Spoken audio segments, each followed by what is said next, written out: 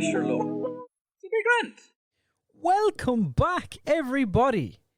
We're here. Sure, it'll be grand. Another superb episode, we hope, sort of. We always promise that, and sometimes we deliver. Whatever. I mean, I like most of our episodes. Yeah, we like them, and that's all that matters at this point. Yeah. I mean, at this point, we are a decent chunk of the audience, so... I think a lot of our plays are just me, like, checking in on views and stuff. I get an extra little pop-up there. But this is another full weekly episode of the Kind of Okay podcast. We're two Irish idiots. That's myself, Owen, and Dan, my best bud. Give our opinions, views, thoughts, kind of give out about, more than anything, movies and stuff. And this week, well, you know what? We'll get there. We'll get there off the top. I'm trying to build some suspense and drama since we let the viewers pick this. I was time. worried you're just going to go straight into forgetting that we did the I am. Now, see, here's the thing. I'm trying to do it, even though they have already, by the time they're listening to this, they will have seen the title and they will have seen the art. So they know what it is going in already. They know what's won, unless we, like, put it up with a blank, no title and no cover. I mean, we could. We could. We did. We let you guys pick, and We could do it maybe for a week, and then we can change the cover to the movie that they chose. No, it's too late now. We should have discussed this beforehand. Let's move on. Why? We haven't. It's done. Shut up. Anyway, before we do get in to talk about this week's movie, let's catch up. How have you been? I've been okay. I don't know. I haven't been up to really all that much. I've been playing some video games, going for a walk when I can, trying to organize stuff, do a bit of work with clients. I'm a graphic designer. Please hire me, everyone. Thank you. But yeah, that's pretty much been my life at the moment for the last week or so. How about you? I'm good. WandaVision's over, so there's a gaping void in my life that needs to be filled with a weekly TV show. I think. To be fair, it was a gaping void that was kind of itchy on you. You were just like, okay, it was. It was, but it is. I still need to fill it with something. I think maybe Superman and Lois can fill that gap. Maybe. I don't think that much yet. It's early days. I really liked the first episode. The second episode was kind of but I am I'm a sucker for Superman. So we will get to that in a moment. And I don't know, outside of that, watched Raya and the Last Dragon yesterday.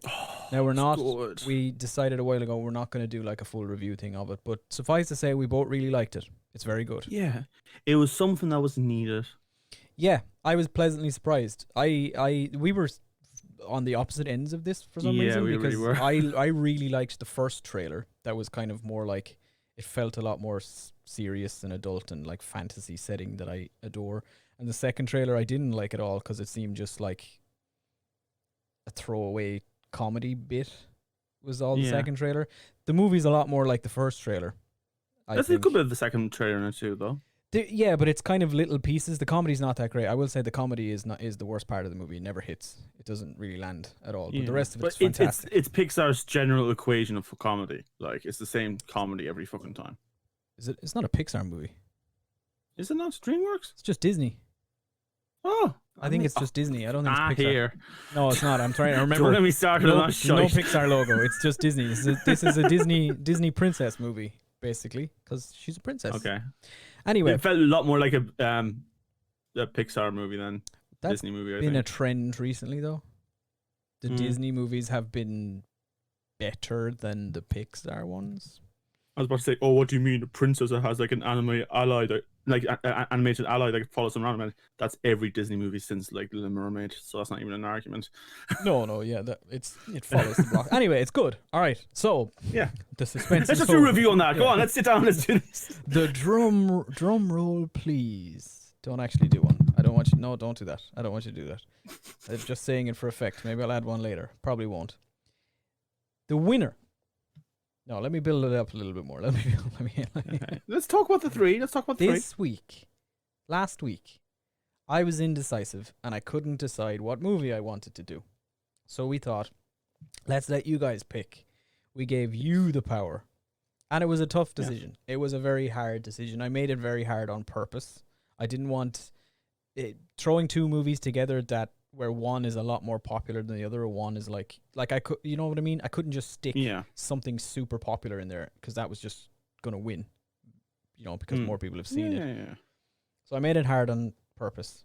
The choices were The Prince of Egypt. Fantastic telling of a very popular story, I suppose you could say it that way. Popular, a big myth. Yeah, it's based on that comic book, The Bible. Which is published by, But like it's probably in the top 3 greatest stories of the Bible. Like even for Moses? I would say Moses is in the top 3 there. Like Top 10 Bible stories. New video. that's our next review. That will not backfire on us at all. Will it? No, maybe in a positive way. Who knows? Yeah. The Prince of Egypt, choice number 1. Choice number 2 was Disney's Hercules. Okay. My personal favorite Disney movie. Now, anytime if you say like what's the best Disney animated movie, blah blah blah, it's impossible to look past the likes of Aladdin and The Lion King. To be honest, they're always going to be Aladdin, Lion King, Beauty and the Beast for me are always going to be like right up there, top tier. They're the S tier. But Hercules has always been my like.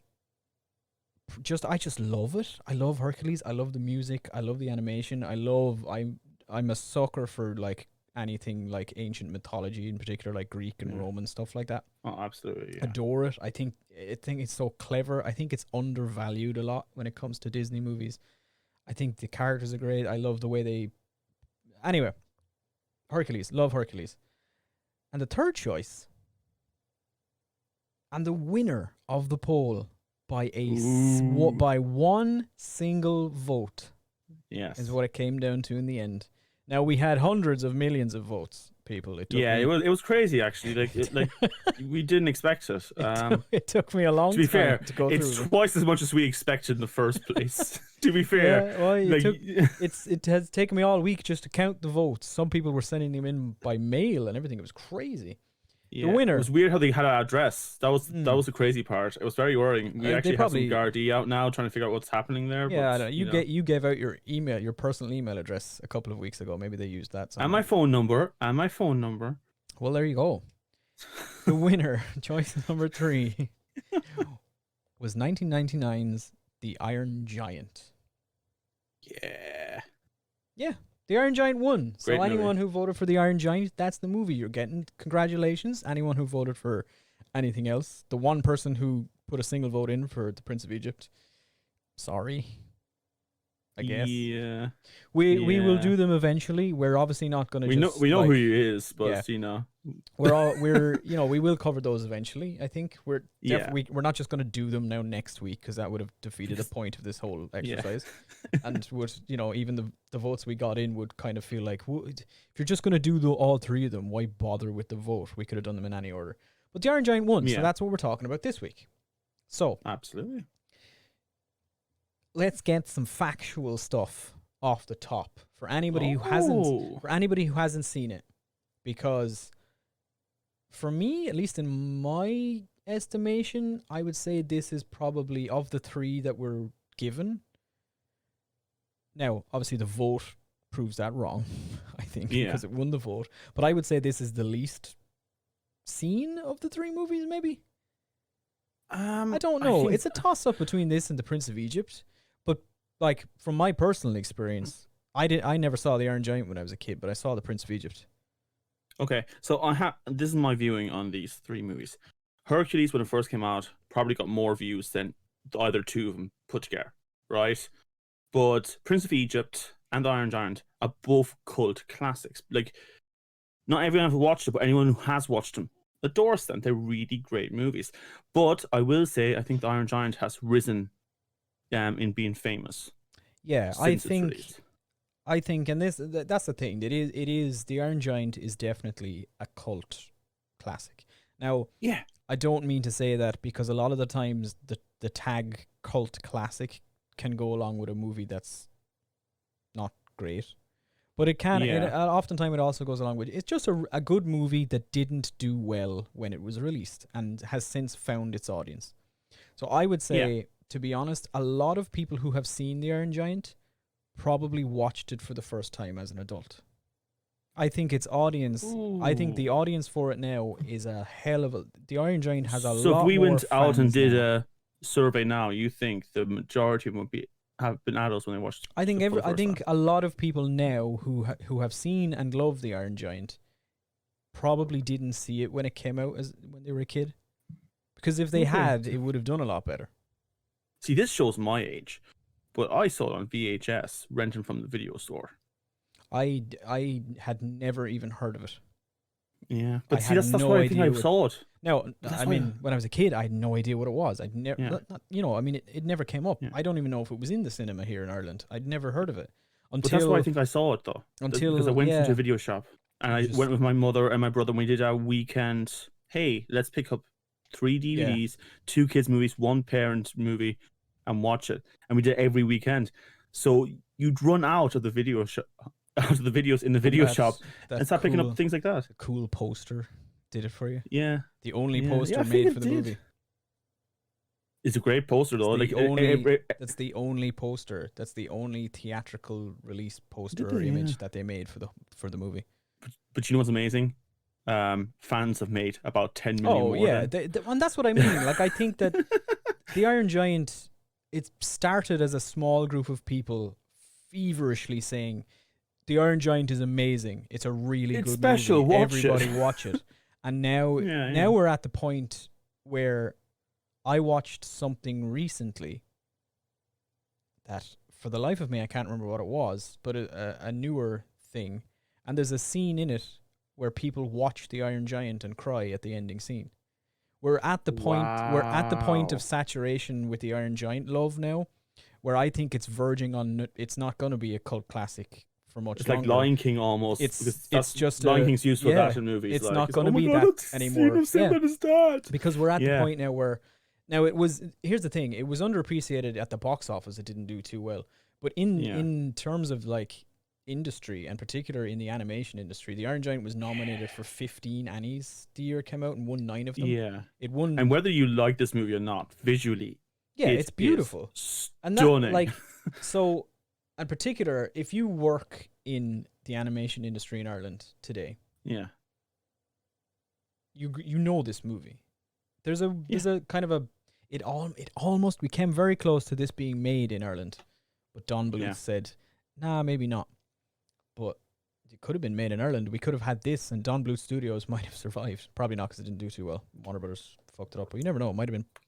Could you imagine like a St. Patrick's parade with Iron Giant head on it? Could you? Oh, I could actually. 'Cause they'll throw I'd anything. love it. They'll That throw sounds like a very St. Patrick's Day parade thing to do, to be honest. They'll throw anything into that fucking parade, man. Of course, they don't even. If I write to the parade organizer and say, "Did you know that the Iron Giant was almost made in Ireland?"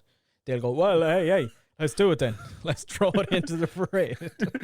Bring Vin Diesel over right now. Get him over here. I don't care. What do you mean he's Just have working?" him strapped in paper mache arms and legs walking down the street. Yeah. Those big long ones on stilts. It's just like empty tubes of toilet paper, like on his arms, like I'm not gone. Family. Yeah, it's great. So anyone that hasn't seen it, The Iron Giant is came out in 1999, directed by Brad Bird, who Yeah. surely big name. everybody knows at this stage. If Yeah. like he is a god of the animation world at this stage, really, Yeah. in his career. He's done like Ratatouille, The Incredibles. He was head animator and director for like the first 8 seasons of The Simpsons. So Yeah.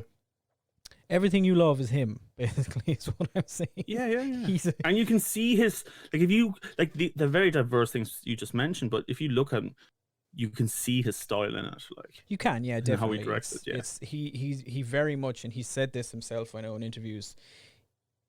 And it's, in particular, what he wanted to do with this movie was kind of ignore almost the fact that it's animated, and he did not want this to Yeah. be seen as, oh, it's animated, it's a kids movie. He wanted it to be for that anybody could watch it and enjoy it, and the fact that it's animated doesn't really matter.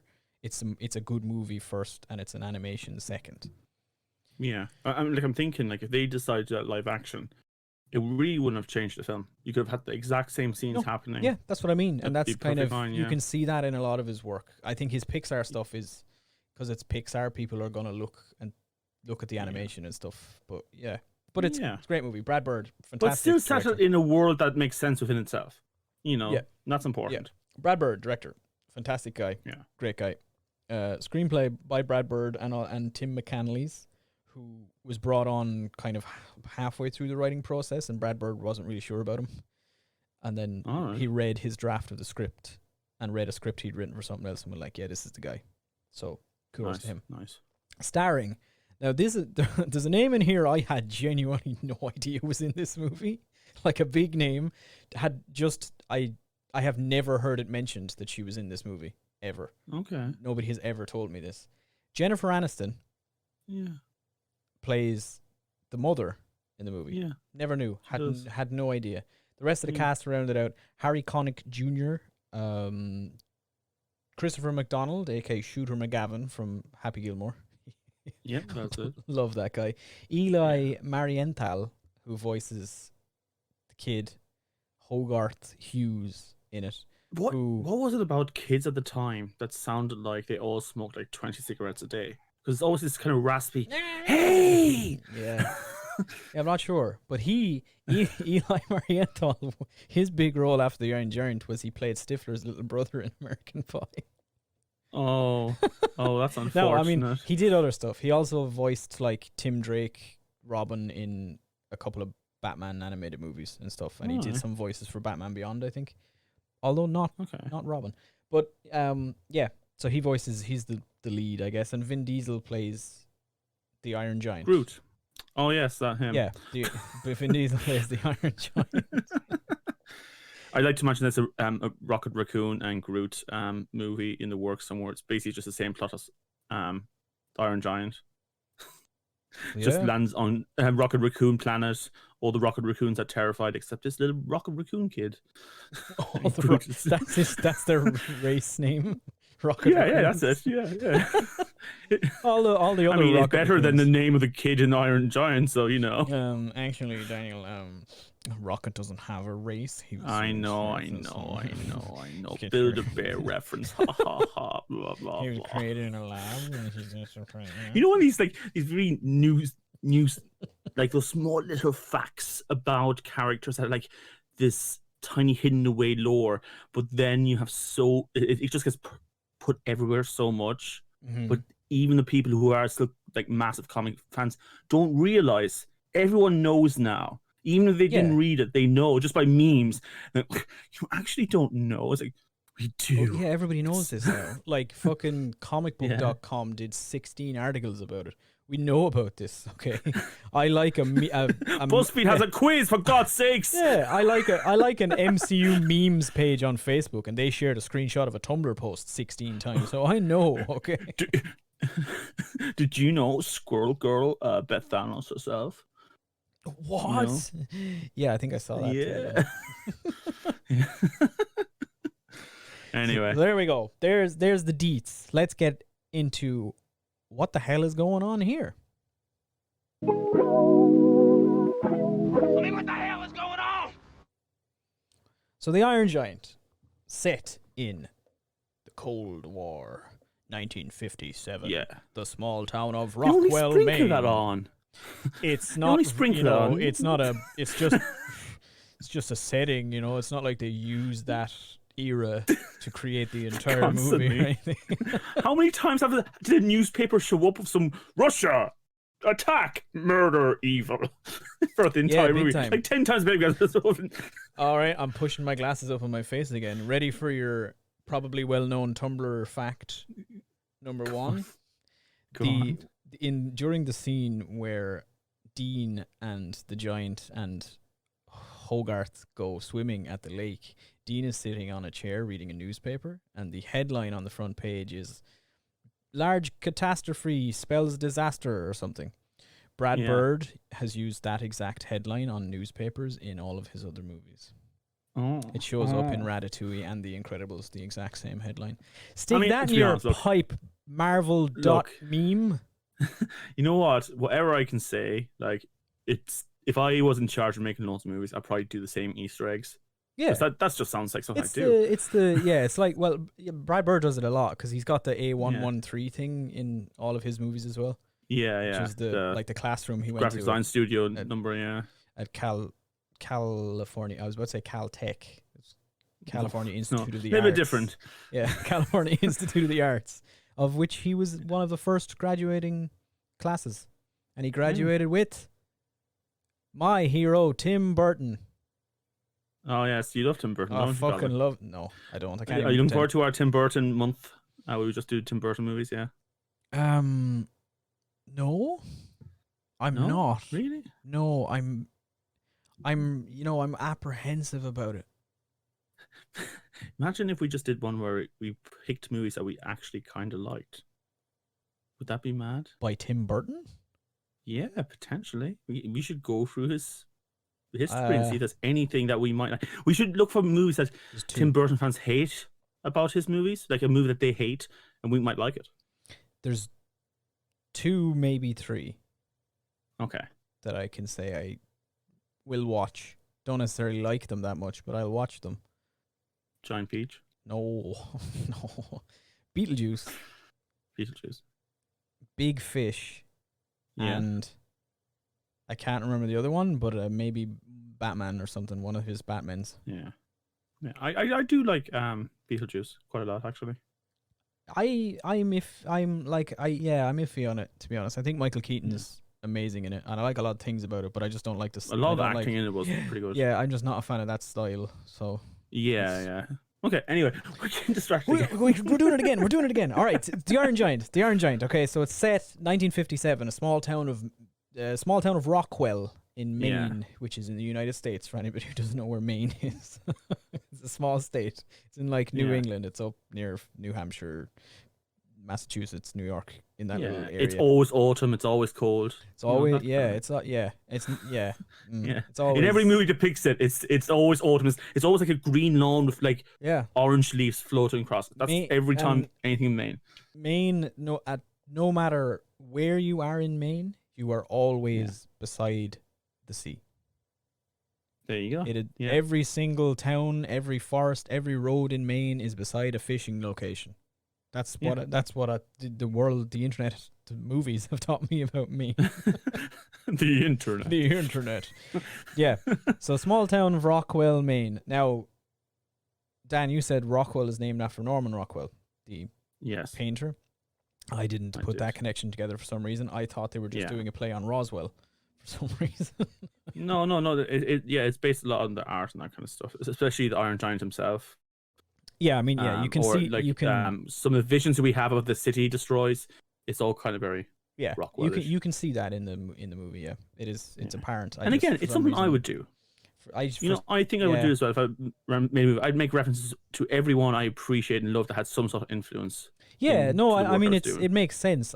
My brain just didn't connect them for some reason, and I distinctively while watching it went, Rockwell. Why did they name the town Rockwell? And my brain went to Roswell, New Mexico for some reason. I don't know why. But I mean, I can understand that. The movie in a nutshell is it's Lilo and Stitch.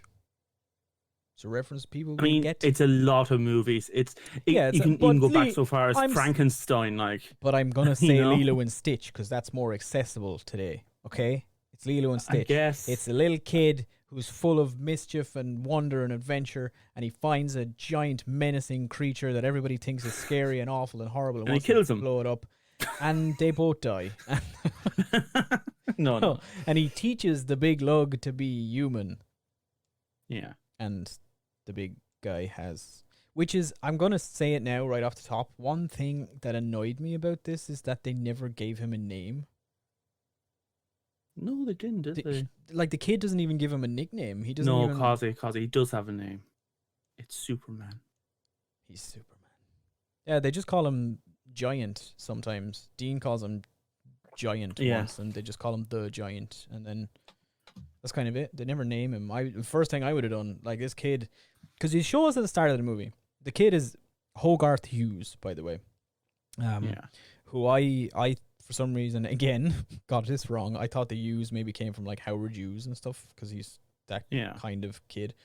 But Hughes comes from Ted Hughes, who is the English poet, author who wrote the novel that this is like based on, which was called The Iron Man when it was released in the UK. and they changed the name to the Iron Giant when they released it in America, so people wouldn't confuse it with Marvel's Iron Man. I always wonder about that. Like, do they just think the audience is just straight up stupid? Yes. Cool. Yes. Right. They Or do do they think that could be like 2 or 3 stupid people, and then someone gets sued, and then everything goes to shit? Yeah, I mean it's probably a lawsuit thing. I'm guessing as well. They probably were like, Yeah, probably, yes. Marvel will probably be like, nah.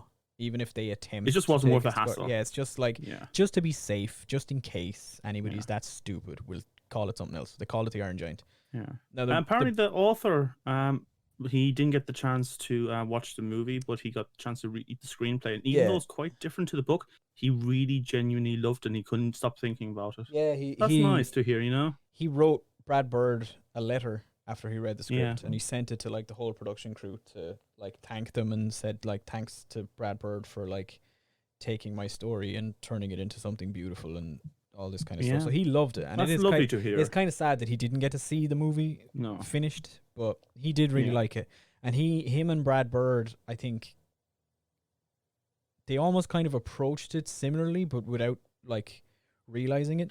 So they kind of dug into different areas, I think. But we didn't really get much of the But I mean, like where the story came from for both of them was quite similar, in that Ted Hughes, who was married to Sylvia Plath, came up with this story as a way to comfort his children after their mother's death. And Brad Bird wanted to write the Iron Giant after his sister was murdered by her husband.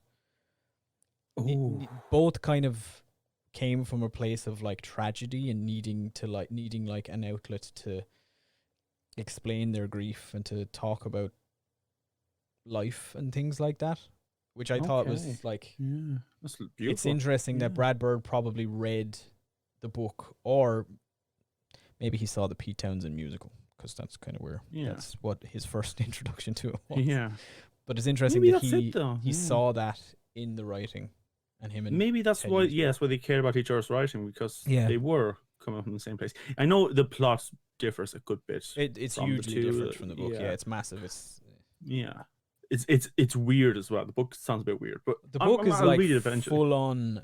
Like, the book is set in London, first of all, and it's basically like the Iron Giant fights a dragon at the end of it and stuff. It's a dragon, bat, alien, something, a giant alien dragon bat. This literally, its name is like dragon, bat. It's the book is very different, and the art created for the book doesn't look like the Iron Giant that we see in the movie. No, either. It looks quite different. Yeah. Who was, by the way, something I forgot to mention up top, I think. The Iron Giant was designed by Joe Johnston, who worked a lot on Star Wars. He did a lot of the designs for Star Wars. He designs like the X-Wings and the AT-ATs. You can see that a bit, all right. He designs all those kind of things for Star Wars. AT-ATs, There's a lot of other stuff. So he designed the Iron Giant. You can see that. You can see a bit of that, like especially in AT-ATs. Yeah, and he was the only. So they did this partially because their budget for this was a lot lower, right? Because Warner Brothers shat the bed with this movie, basically. They had just released... The movie that came out before this was an animated movie called... I've lost the name of the movie. Quest for Camelot, it was called. Okay. And it was a massive failure. Did not do well at all. So this was next up to bat for Warner Brothers, and they said... We spent a lot of money on Quest for Camelot and it didn't do well. So they basically halved the budget for the Iron Giant and told them, go make it. Like, we're going to release it, but we don't really have much interest in this movie. Like, if we don't really care if it does well or not.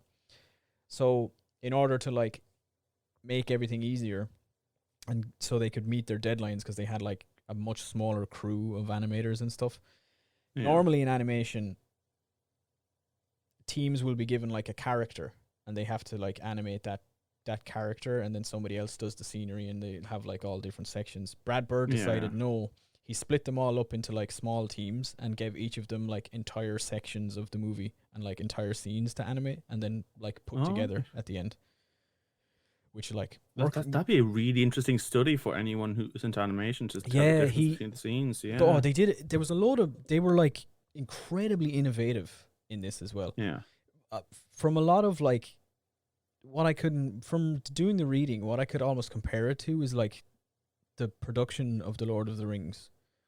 That kind That, of like, look, we're limited. Let's fucking work yeah, on but this. they had to be so genius about it that they ended up like they created entire programs to like help them with their animation and to like maneuver things. The Iron Giant himself was done in CG, and he's the first fully CG animated character in animation to appear in like a movie or anything. But then they had to like fit him into 2D backgrounds and fit the other characters with them, and they like the Iron Giant moves, he's animated on separate frames to the rest of it.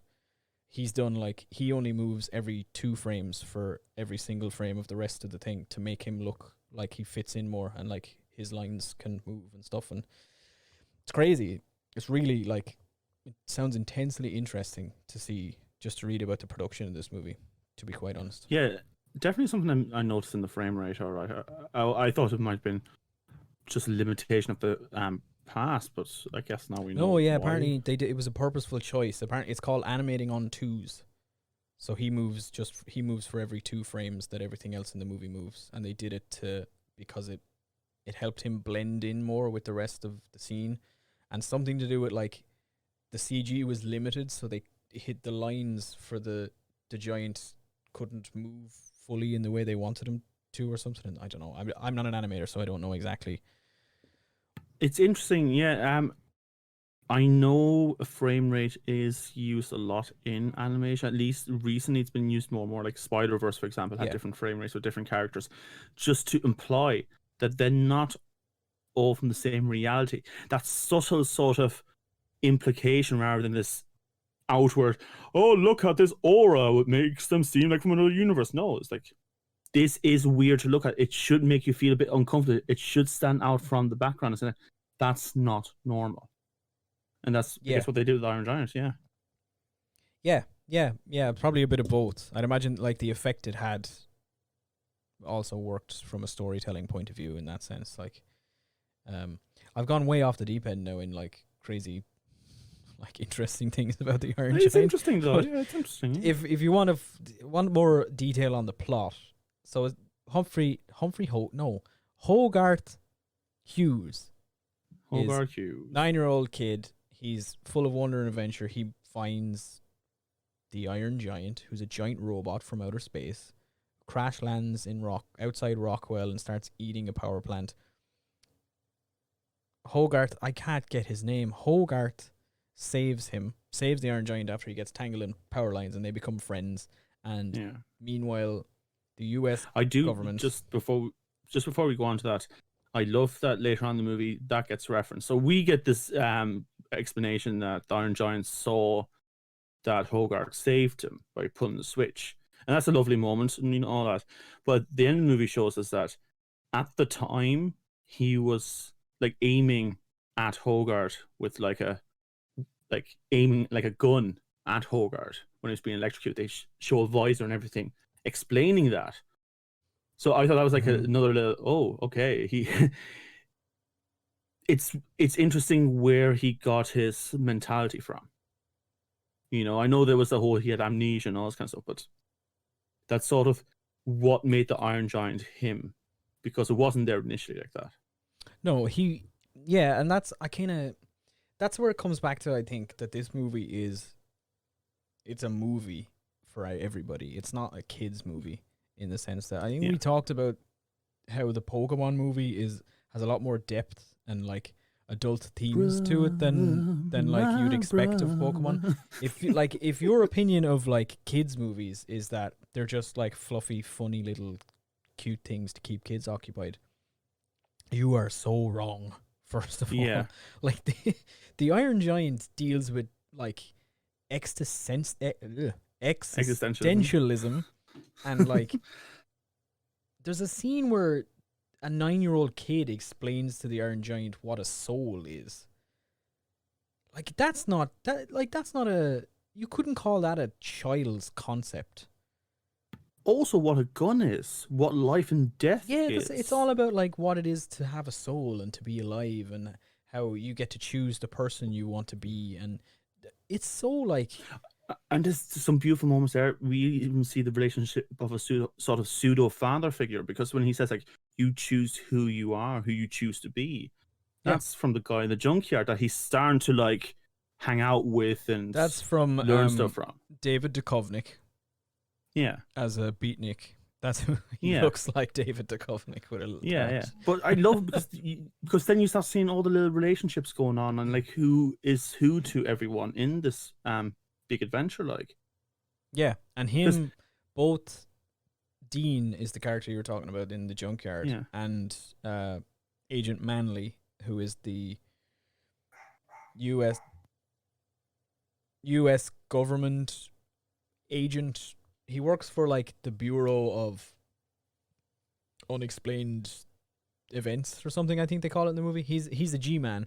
He's like the FBI. He's the typical 50s paranoid, like, Russia are coming to steal your babies. The atomic war is happening. He's this guy. Both of those, I think, were not even in the books. They were just created for the movie. They're like new characters that Brad Bird made. yeah. I mean, I think a lot of it, like a big part of the movie, even though it's not, I guess, I suppose it is part of the plot. I think that agent it's propaganda. It's the telling of one thing to prop up your ideals and ways of thinking. Whereas the truth is a lot more beautiful and subtle.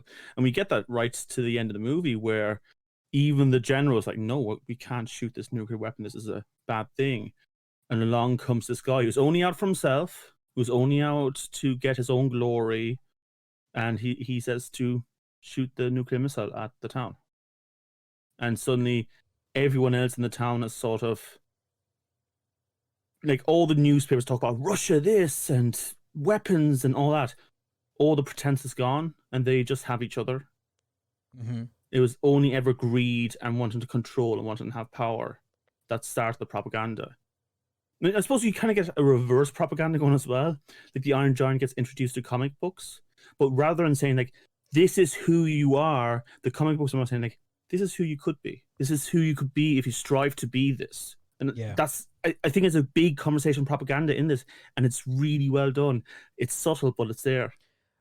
And I thank you for bringing us back around to the comics section of things, because I mentioned at the top that I am a huge sucker for Superman. Yeah. Superman's my favorite superhero. I love him. Yeah. If you think Superman's boring or you think he's lame, you're an idiot and you don't understand Superman. I'm just going to leave it at that. Yeah. This Balanced, movie, you know? this movie has the same opinions of Superman that I do, I think. Yeah. So the scenes, it's my favorite scene in the movie. Well, I don't know. I just love it. I think it's really neat. It's like early on when Hogarth takes, I really can't say the kid's name. Hogarth. It's okay. Jimmy.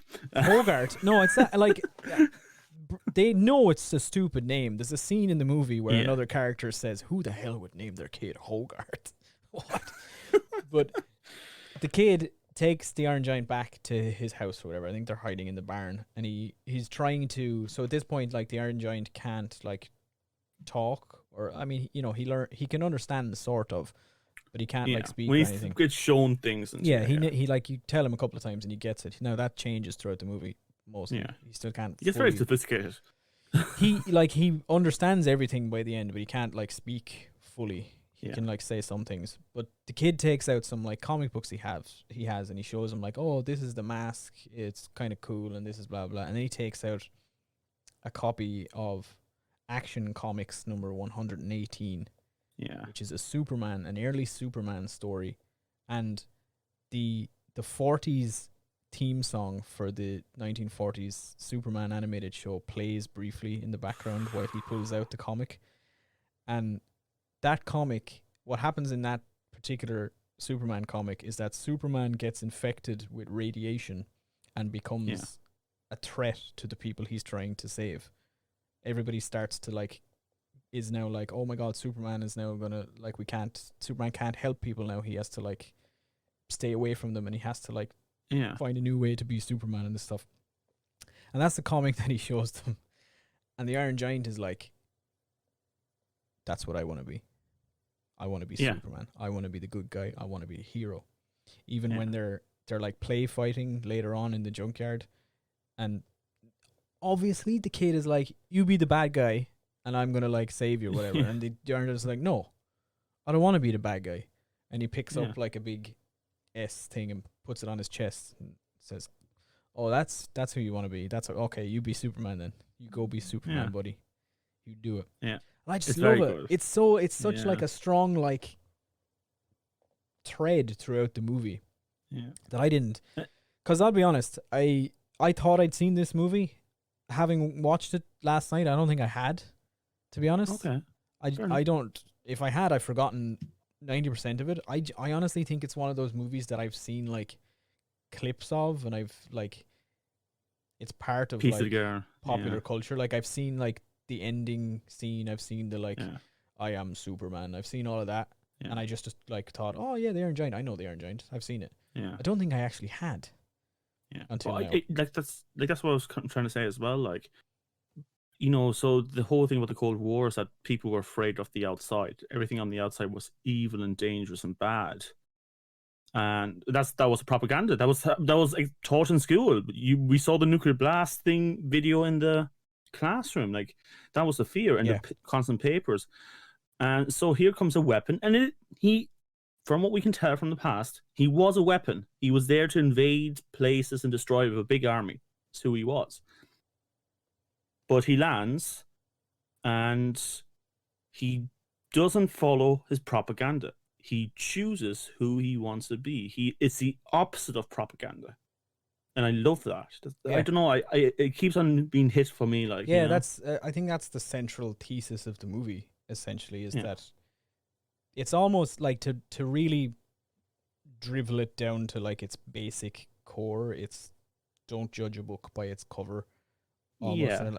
That's being pedantic about it, but that's an easy access route into it. It explores a lot more than that, but it's very much like, you know, a person can be who they choose to be, who they want to be themselves. Like if you work for it, and if you show other people that this is who you are, other people will recognize that as well. I'm just thinking now. Let's change the story. Let's say it's not a giant Iron Man who landed on Earth. It was a Russian guy who came off a plane, and he lands in this small town, and he slowly makes friends with this kid, learning English by pointing to trees and rocks and saying that. And the entire town is terrified of this Russian guy. And at the end of the day, the Russian guy goes saves the day. That's pretty much what this movie is doing. Like, you know, pretty much. Yeah. The fact that the fact that he's a giant metal robot from outer space is not really that consequential to things. Like you can take really that section of it out, that kind of sci-fi element out of it, and make it just be a story about two people from different countries who are against each other and stuff, and it's still the same story. It still works just as well, which is amazing. It's really well written. And maybe that's the whole idea of the propaganda, is making this big giant danger out of something. It's just a fellow person just from somewhere else. Yeah. It's making it as this big massive threat, which it isn't. And this whole making things go overboard, panicking and starting to attack, and they're only attacking defenses. Don't get me wrong. I'm not trying to excuse the Soviet Union during the Cold War, but I'm talking about just the general other person, the common man. That concept of other that we all seem to have for people who are just people most of the time. You know, it's not necessary to label them as other or different.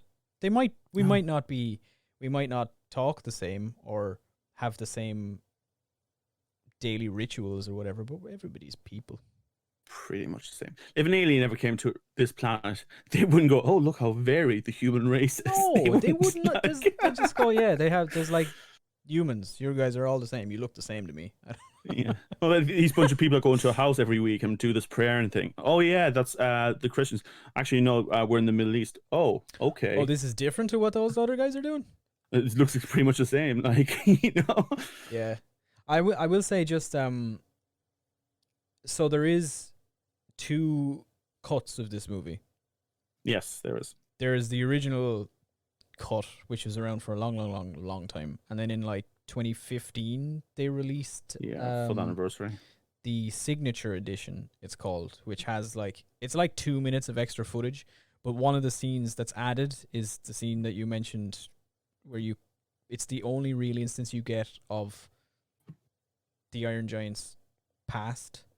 Yeah, And that's it's probably like the one him, I saw then. it's the Iron Giant is like asleep in the junkyard. He has a nightmare, and it's his I watched it. I went like, I don't remember this. yeah, too well. that's the big added scene that they added to the signature edition, which was I'm not sure it's literally necessary though.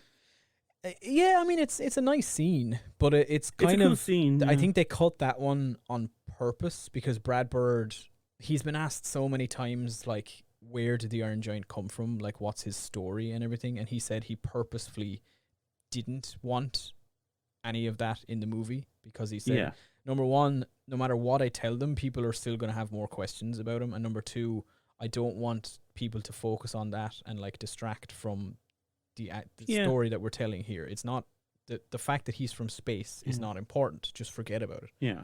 But that's honestly, him turning into the more mechanical, dangerous robot at the end is enough. Yeah, more you than don't enough, you don't really. need it. Like, it's a nice, if you watch the signature edition, you see it. It's a nice little scene. Like, it's just the Iron Giant has like a nightmare, and it's kind of like a flashback, and you see that he was like part of some sort of giant robot armada that invaded planets and blew it up. Invaded Krypton because he saw the planet blown up and everything. Yeah, it was Krypton. Yeah. He's anti-Superman. No, because I was like, that does kind of look like Krypton exploding. He's Never mind. Metallo. But here's the thing, right? Dean in it, he was having the same sort of visions in his sleep when he was watching television, and he was dozing off. Dean woke up, like the giant's little antenna pops out of his head. So I think it's the giant was like inadvertently broadcasting. Oh, the memories were broadcasting to the TV, I think is what happened in that That's scene. a bit much, isn't it? Like, that wasn't just a bit like yeah. The movie's fine without it, honestly. You don't need to watch the scene. I'm not saying this is not a Lord of the Rings situation. You don't need to watch the extended edition. All right. You should always watch the extended edition of the Lord of the Rings, though. Okay. Yeah, that's what I'm saying. Like, this is not that. You can just watch the original cut and it's fine. Like, the only other added scene, they added like a 5-second really weird shot to. It's like the scene where Hogarth is. It's like the day after he first saw the giant, and he's in class, like they're watching the atomic blast thing, and he's drawing the giant. They added like a really weird shot to that where he like turns around and argues with the kids, like, he's not a monster or whatever.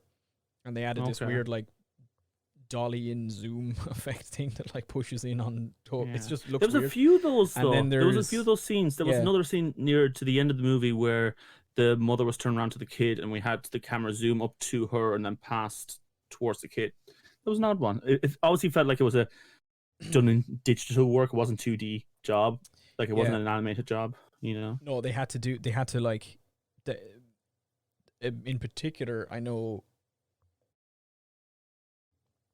the opening scene, when you start in space and it like the camera moves down through like the eye of a hurricane type thing. Apparently that was the hardest scene in the whole movie to animate. Said it was incredibly difficult, and Warner Brothers told them they wouldn't be able to get it done. But Brad Bird was like, no, I need this in the movie. But yeah, the other added scene I actually think helps the movie a little bit more. It's not massive or anything, but it's a tiny little scene between Dean and Annie. Annie being Hogarth's mother. And it's just them, like Dean is at the cafe where Annie works, and they're just like chit-chatting. It kind of helps. She talks about so she can refuse service to anyone she wants to. That scene, it just kind of helps a little bit their relationship, because they end up together at the end of the movie, and it's other than like the one brief instance where she like tells him that his art is nice. There's nothing else between them really. They're just kind of together at the end of the movie. In fact, you even get more of an implication that her and the agent might have something. Or at least he's trying to get that going himself. Yeah, I thought maybe that's where it was going, and I think that was purposeful too, because they drew the agent to look like he would be the dad in the family of Hogarth and Annie. Like, that's why they wanted him to look that way. So I guess that's where they were. Here's a question though: Hogarth's father. Was that explained? I said that in the most Irish accent No. ever. Hogarth's father. Oh, yes. No, the only No. thing we know about him is there's one brief scene where you see a picture of him, like his framed Okay. picture. I think it's in Hogarth's bedroom, or else it's just somewhere in the house. Yeah. There's a framed picture of him, and it's a picture of him. He's a pilot. That's all we know. He was like a And that's why military we pilot. see Hogarth in the head. Yeah, that's why he has the helmets all helmet, time. and Yeah. that's why. That's what I was thinking. Yeah. And that's why he gets. I'm assuming that's why he gets the Iron Giant to like spin him around in the sky with the car. We know he's a pilot. We don't know where he is or what happened to him. That's all we get. Yeah. Which is nice again, because especially when the Iron Giant goes flying with Hogarth. Yeah. They do the spins in the air and that kind of stuff. So Yeah. that's nice. Yeah. Put your arms out like Superman. Yeah. Yeah. That's very good. Okay, so I think we've covered it. I think we've talked We quite did. a while Yeah. now. It's a nice movie to talk about, actually. Yeah, it is. So we're gonna move on. We're gonna try and pick a Jesus moment, I guess. Okay. Let's see how it goes.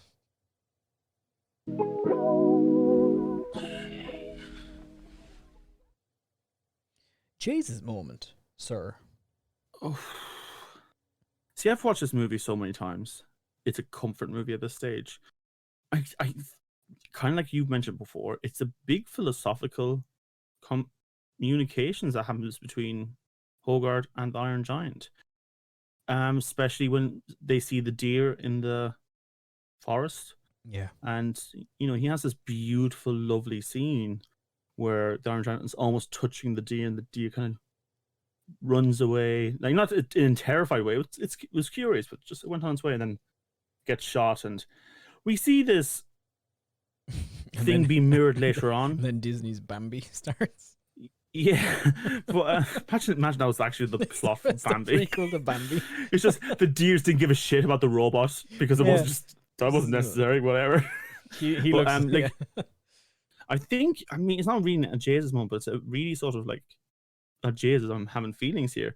Is when the Iron Giant thought Hogarth was dead after they crashed to the ground, and he's like just touching him, and he's just like, you see him like he's, and I mean, by definition, losing his mind.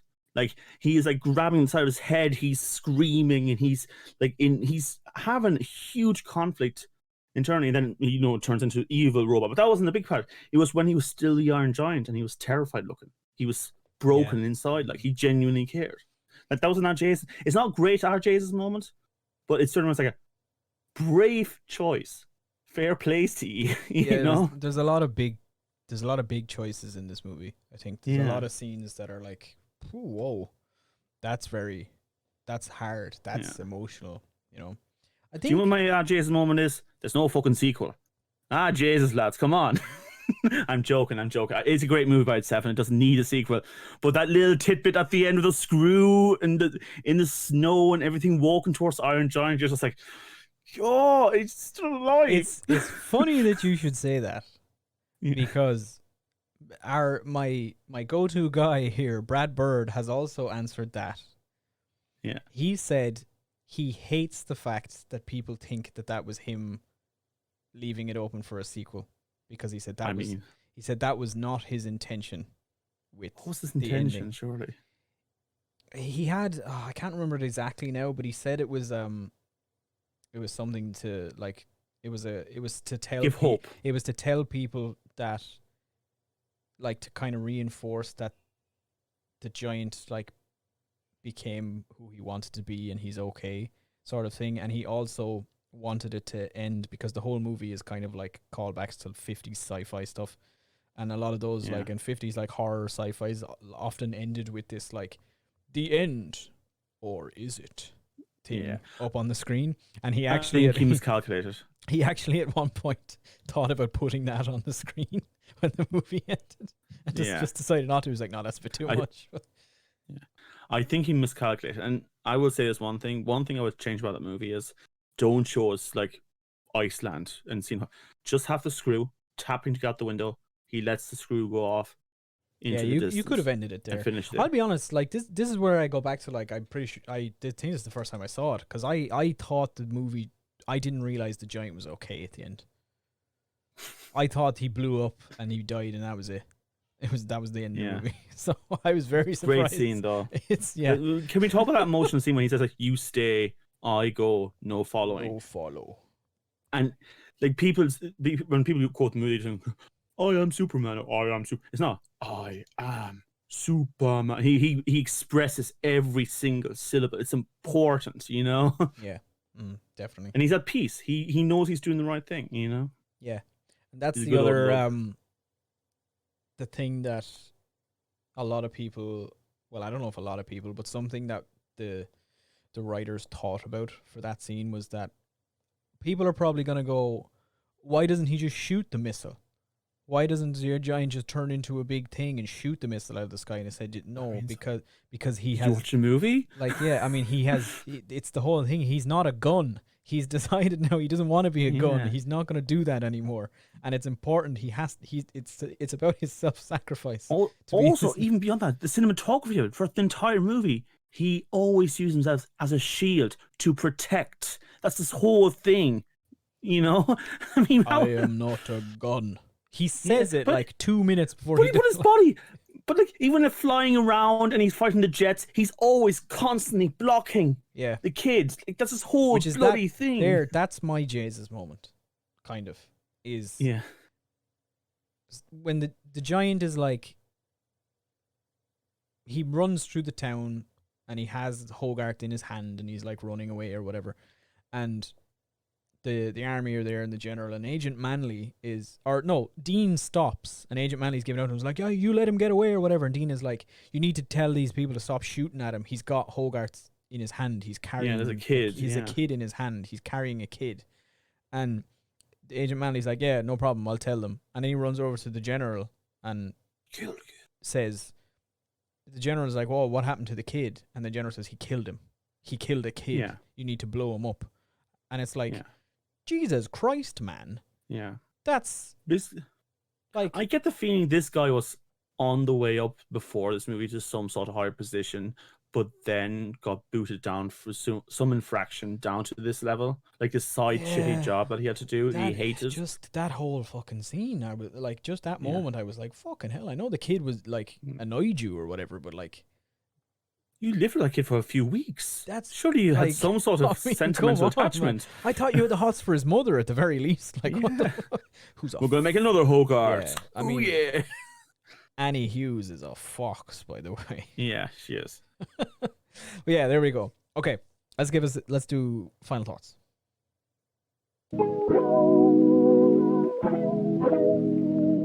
Yes, Mr. Frodo. It's over now. Final thoughts. The Iron Giant. I mean, I don't know how much I can say about this that hasn't been said already. The mad thing is, like, I think it's very clear that I love this movie. I've always loved this movie. I watched it plenty of times, and this is like not your first time coming to it, but it's a first time looking at it properly and trying to break it apart and understand it. Yeah. I think this is a great movie for people who love film. I think there's lots to break down, a lot to understand. It's well crafted. Yeah. You know, whereas there's a lot of other movies that are great entertainment, lots of fun, ha ha ha.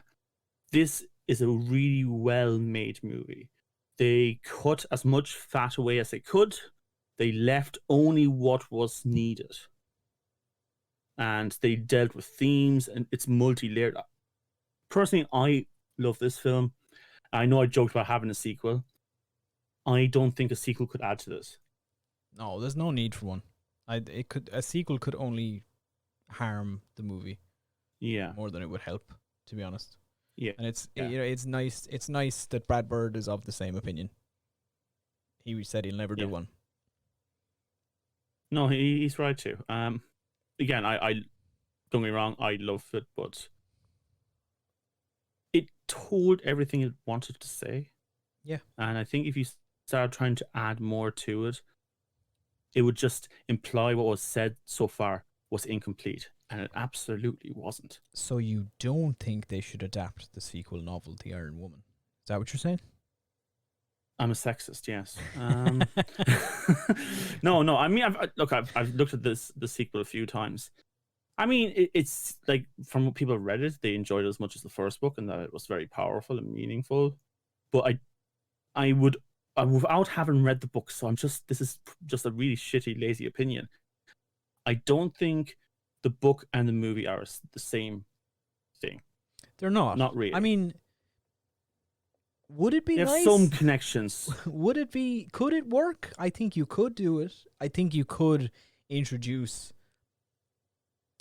an Iron Woman type thing, and you could have it set like that she's sort of interfering in Hogarth and the Iron Giant's friendship, or their like weird father-son thing that they have going on. And But the whole thing there's a about movie her is there. that she was- You can do it, but there's no point. Yeah. Like, it's not necessary. you know how? Do you know? There's, You know how you could tell the movie? Set it now, and have it nothing to do with the original Iron Giant. Like, it's still set in the same world, but they don't really meet up. And it's just about the original Iron Woman. It was all about environment mostly, and you mentioned it's also about sexism, feminism, sexism, yeah. right? And let's be fair. I know we can make jokes now. Environmental issues and sexism are hot topics for today. They really bloody well are. So I don't think necessarily it's a bad idea to have a sequel like that, but I don't think mix it with the original. Let the original be its own story. Have them maybe like surface level connected. Maybe at the end of the movie, we see the Iron Giant appear with the kid who's now an adult and just say, "Hey, nice job," or something like that. But that's it. Yeah, I mean, he'd be an old man. Yeah, exactly. Hogarth, what? He's 9 years old in 1957. Yeah. He'd be. So he's 79ish. He'd be nearly. Yeah, he'd be up there. He'd be an old man. Yeah. The Iron Giant But doesn't that'd be lovely. age. You know, and that's why he doesn't does have to be he? involved. It's like the retired sort of thing. Like, Does he you age? know, Do you think he ages? the The big Iron- giant the robot. Iron Giant. I feel like he's a weapon. I think some other race has sent him to attack people. Yeah, but do you think So- he ages? Do you think he'll start rusting and fall apart? I think like any vehicle, he'll probably start getting damaged over time. Yes. I'm just thinking back. So in the book, he comes from the ocean. He's not from space. He comes up from the bottom of the ocean. And Brad Bird made him come from space because he said if he comes from the ocean, people are just going to be like, well, why isn't he rusted? Oh God. Why is he covered in rust? But you know what I like now, thinking back to the movie? He was very much introduced through the ocean. He crashed in the ocean. The first person seen was on a boat. So like they still kept that in its DNA a little bit. Like it came from the ocean, but it didn't. Yeah. It did and it didn't, I guess. Yeah, is the yeah. thing. It respects to the past, but definitely decided not to go down that rabbit hole. Yeah. I mean, I guess it's a really good movie. I did really enjoy it. I think I maybe didn't enjoy it as much like after watching it yesterday. Like I watched it and thought that was really good, but yeah, I didn't really grasp how much I enjoyed it until we started talking about it, I think. Yeah. And the more it's definitely a talking movie. The more I spoke about it, the more I was like, actually, do you know what? I'm an idiot. This was really, really good. I was prepared to sit here and be like, yeah, man, it's a good movie, but it's not but no, Do you know what it is? Do you know what I think it is? I think it's because this sort of story of a little boy finding a monster that ends up not being a monster and that all the other adults are giving out, like Lilo and Stitch and all that. This story has been told a million times. So when you watch it, you only pay attention to those very obvious themes. But then when you start talking about it, start understanding like the more deeper messages, I think that's when it kind of sticks out. I think it's a slow burn, you know? Yeah, probably, yeah. And I mean, look, the surface level trappings are still beautiful. Yeah, absolutely. You don't have to. I'm not expecting anybody to sit down here and write a thesis on the Iron Giant. And that's the case of every movie. You know? Like, enjoy it for whichever way you want to enjoy it. Like, you know. Yeah. I hope I tried to read up as much as I could about it for this movie. Yeah, which there's was loads of stuff behind it. Yeah, I mean it was a big ask because I watched the movie last night and we're recording now like the following day. So I'm sure there's a ton of stuff I've missed. I know there's like a bunch of little details in the movie. Like I know in one scene you can see the night sky and that one of the stars is moving, and that's supposed to be the Sputnik satellite, and Brad Bird put it in there not expecting anybody to ever see it, and there's tons of tiny little details like that in it. I'm sure I haven't hit Was them he all. a scout? Here's the thing, was he a scout for his army?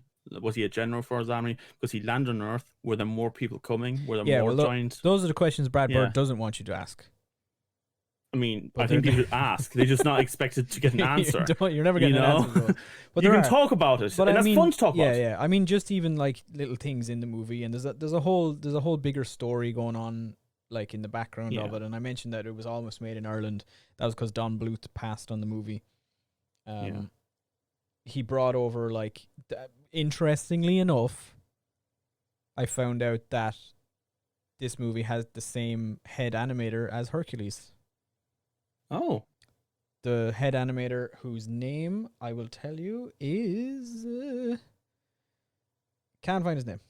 All right. Can we just say, the three movies you picked had all very... Yeah, you can look while I talk. But those three movies you picked all had really interesting art directions. I think on the surface level, a lot of people look at Hercules and say that's probably the least worked on visually, but they'd be entirely wrong. Like, the entire aesthetic was built from the ground up for that movie. It's really interesting styles and sort of character. But yeah, I was just thinking about the Iron Giant. Like, you know how Disney used to have like TV shows based on a Disney movie, and how they like continue the story. Like, because I was looking at it, there's all these weeks where you see the Iron Giant just living at the junkyard, and I feel like that's what Disney would have put its entire 2 seasons animated TV show, and they probably would have had like a crossover with, I don't know, the Lion King or some stuff. But it's, I love this universe. There's a part of me that would love to know a lot more about it, but like I said, I don't think it's necessary either. But yeah, that's Richard Basley. There we go. That's his name. Definitely wasn't just rambling there to save Cosy time. Yeah, Richard Basley was his name. He worked on Pocahontas, Hercules, and Tarzan for Disney, and then he left. All visually quite similar in a way. Yeah, left Disney. Angular, left Disney to come over and work on this with Brad Bird, because Basley himself had wanted to make this movie before Warner Brothers started making it with Brad Bird. He was the one who pitched it, I think, to Don Bluth himself. He was like, "I want to make this movie," and they were like, "Nah, I did that because he's English." Anywho, what are we watching next? Okay, this is a bit of a weird one, and I think it would be my last nostalgia choice for the moment. But The Rocketeer. Never seen it. Yeah, I thought you wouldn't. Most people haven't, and I bloody enjoy it. So I'm looking forward to that next week. Watching The Rocketeer. Yeah. Okay. Cool. The Rocketeer it is. Folks, thank you for joining in our poll. Please like, share, subscribe, whatever you do on the social media, Yokamabobs. And I think that's it from me. Yeah, I've said all I can say about the Iron Giant. No, you could have 2 hours left in you. I know you do. Yeah, probably. I hope everybody enjoyed it all the same, and thank you guys for hanging out with us. We'll see you next week for The Rocketeer.